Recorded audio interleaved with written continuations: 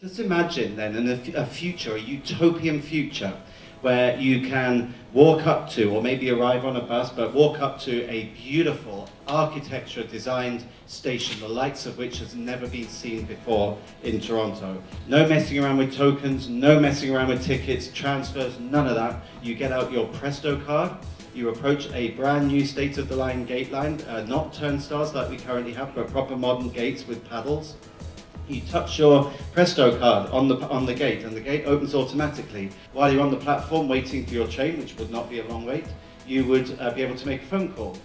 There's been so many plans written down on bits of paper that have never come to fruition. You know, and I can think in my time here, I've heard about Transit City, One City, Smart Track, Transportation City, The Big Move. You know, there's just so many plans, it's unbelievable, and we need to stop talking about it and get on with digging. The budget is made up of the fares that we bring in, so the cost of the service, which is typically very manpower derived or staff derived because it's a labour intensive industry.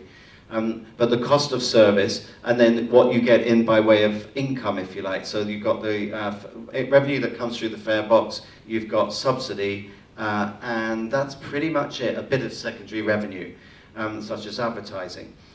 So relatively, I still think relatively actually, for the subsidy we get, the fact that you can get from McCowan to Pearson for $3, because you can, SRT line to 192 Airport Rocket, I think that's a pretty good bargain. And the fact that you can, for the lowest operational subsidy in North America, we put out service 24/7 because we have the Blue Knight network.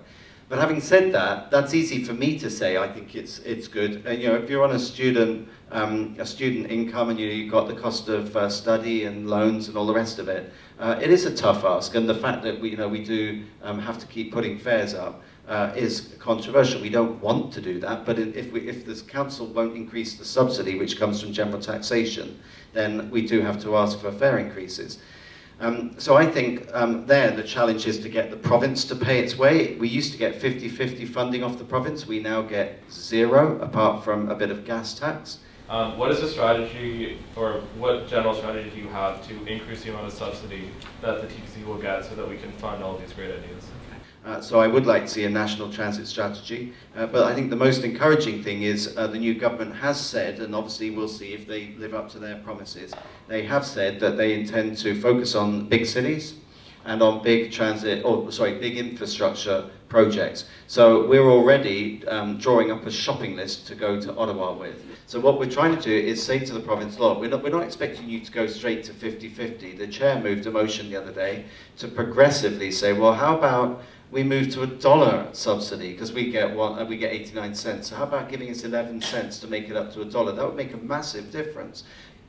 Then just other things, you know, we've tried to cut our costs, so we've contracted out some things. It was highly controversial. I was not flavour of the month with the union for doing that, but it was non-core activity. So garbage collection, washroom cleaning, and well, the bus service lines where the buses get fueled and washed. That is now done cheaper and better, I think, by a private company. Do you see the streetcar network in Toronto expanding anytime soon, or perhaps as the new streetcars come and people see what new streetcars can do for the city, do you think that will be an additional push factor for maybe expanding the network, or will it likely remain stable? The main priority for us is to get the new streetcars rolled out. There's going to be 204 of them. We've currently got 11. There's a 12th on its way. The new streetcar barn actually goes live this weekend, and it is spectacular. The other thing that you have to do is progressively, and we are doing this, is renew and upgrade the overhead wires, because new streetcars draw a lot more current because they've got aircon and they've got automated doors and stuff like that.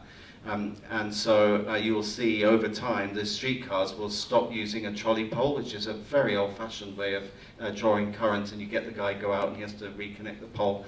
They will be operated on a pantograph, which is basically a device that relentlessly pushes up against the wires, so it just doesn't come off it. You have to physically, well, you have to press a button and the panto drops down. So there's a huge amount more to introducing new streetcars than just introducing new streetcars. You have to build a barn, we have to build a street, we've had to upgrade the islands, we've had to upgrade the overhead wire. There's a huge amount to do.